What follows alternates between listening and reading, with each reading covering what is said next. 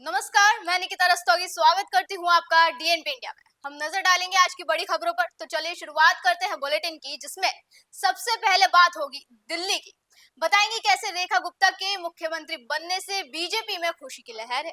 फिर बात होगी यूपी बजट की, जिसमें बताएंगे योगी बाबा ने युवा किसान से लेकर महिलाओं की बल्ले बल्ले कर दी। फिर बताएंगे रणवीर अलाहाबादिया के अश्लील कमेंट के बाद अश्लील कंटेंट पर कैसे सख्त हुई सरकार।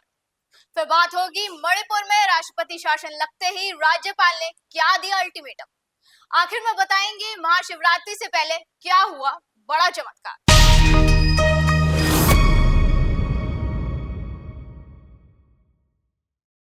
27 साल के लंबे इंतजार के बाद आज दिल्ली में एक बार फिर बीजेपी की सरकार बन गई। पहली बार विधायक बनी रेखा गुप्ता ने दिल्ली के ऐतिहासिक रामलीला मैदान में सीएम पद की शपथ ली।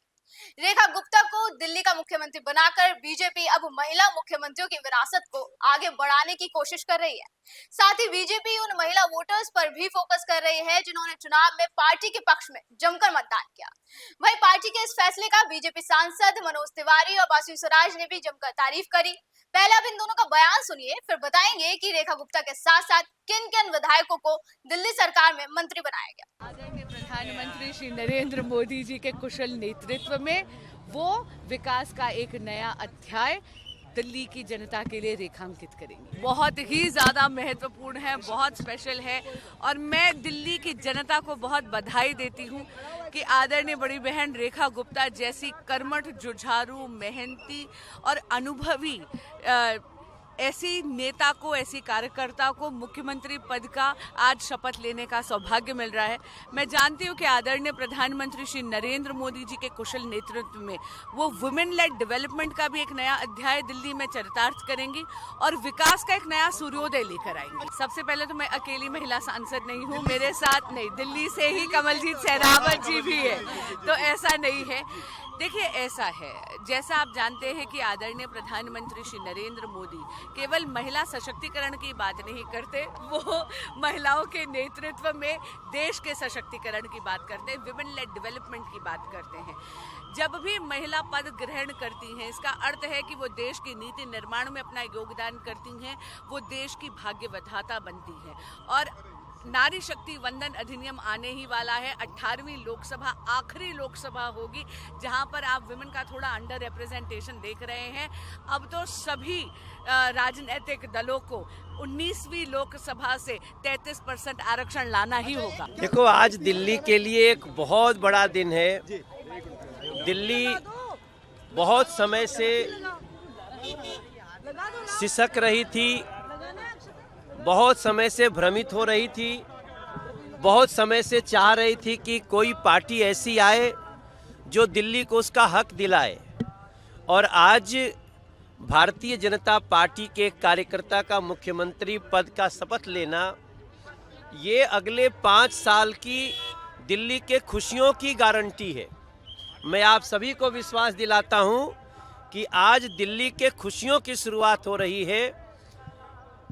आज के अगले 5 वर्ष में हम दिल्ली को दुनिया की बेहतरीन राष्ट्रीय राजधानी क्षेत्र बना करके देंगे। और ये जो शब्द कह रहे हैं, ये प्रधानमंत्री जी के शब्द हैं, मोदी की गारंटी है। और अब दिल्ली को हर तरह से राष्ट्रीय राजधानी का गौरव देंगे, ऐसा आपको विश्वास दिलाते हैं। रामलीला मैदान में आयोजित भव्य शपथ ग्रहण समारोह में शालीमार बाग से पहली बार विधायक चुनी गई रेखा गुप्ता ने मुख्यमंत्री पद की शपथ ली। इस शपथ ग्रहण समारोह में पीएम मोदी, गृह मंत्री अमित शाह समेत बीजेपी शासित राज्यों के अधिकांश मुख्यमंत्री भी मौजूद रहे। रेखा गुप्ता के साथ साथ नई दिल्ली विधानसभा सीट से विधायक प्रवेश वर्मा ने भी मंत्री पद की शपथ ली। इन्हें मुख्यमंत्री पद का प्रबल दावेदार माना जा रहा था, लेकिन बीजेपी ने उनकी जगह रेखा गुप्ता को चुना। फिर जनकपुरी से विधायक आशीष सूद, राजौरी गार्डन से विधायक मनजिंदर सिंह सिरसा, बवाना से विधायक रविंद्र कुमार, करावल नगर से विधायक कपिल मिश्रा और विकासपुरी सीट से पंकज सिंह ने मंत्री पद की शपथ ली। वहीं अब सभी की नजरें इस बात पर है कि किस मंत्री को कौन सा मंत्रालय दिया जाएगा।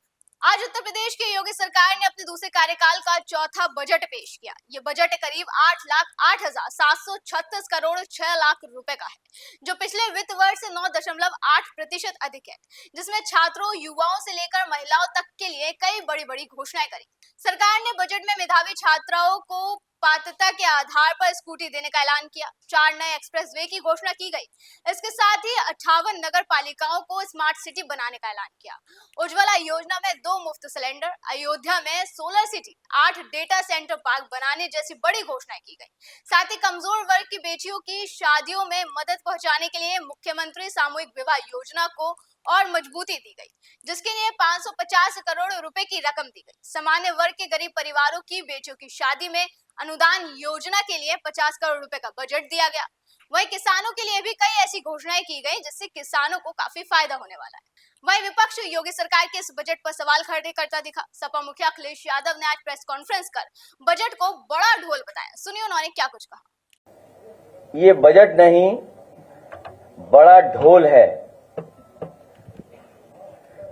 ये बजट नहीं, बड़ा ढोल है, जिसमें आवाज तो बहुत है पर अंदर से खाली है। ये बजट खोखला है। ये बजट खोखला है। इस बजट का झोला खाली है। जनता को लग रहा है बजट आया ही नहीं है। वो पूछ रही है कि प्रवचन तो आया गया। जनता सोच रही है कि बजट आया ही नहीं। वो पूछ रही है प्रवचन तो आ गया, बजट कब आएगा। रणवीर अलाहाबादिया के केस में सुप्रीम कोर्ट ने यूट्यूब जैसे मंच पर कंटेंट शेयर करने के मामले में कानून में प्रावधान के अभाव के बारे में टिप्पणी की, जिसके बाद सरकार अब इस मामले पर सख्त हो गई है। सरकार की तरफ से सख्त गाइडलाइंस जारी की गई है।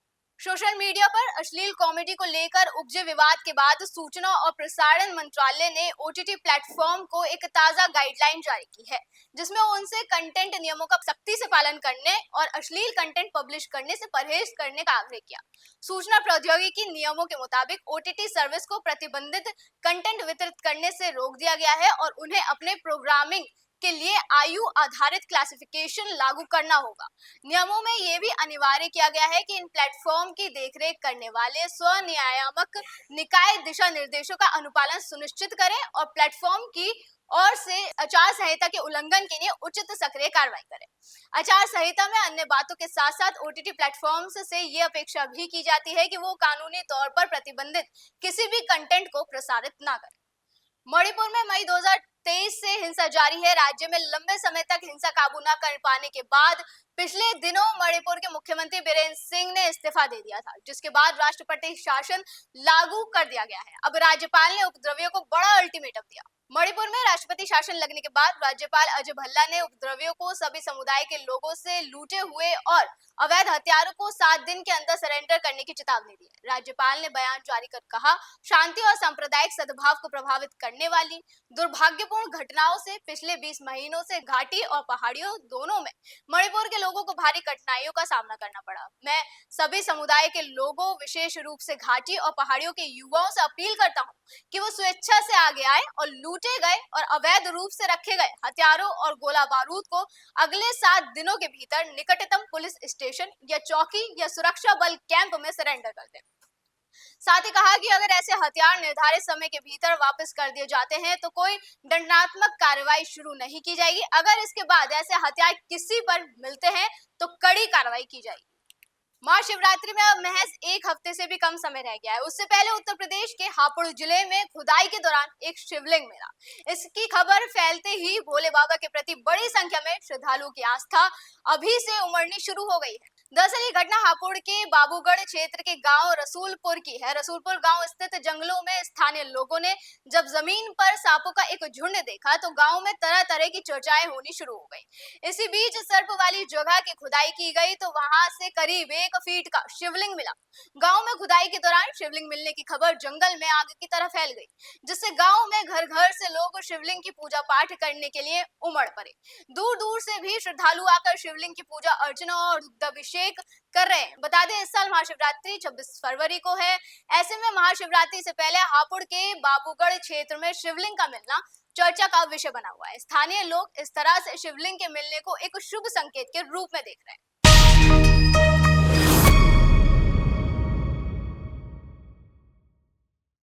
ऐसी देश और दुनिया की तमाम खबरों पर हमारी बनी रहेगी नजर। आप देखते रहे GNP इंडिया। नमस्कार।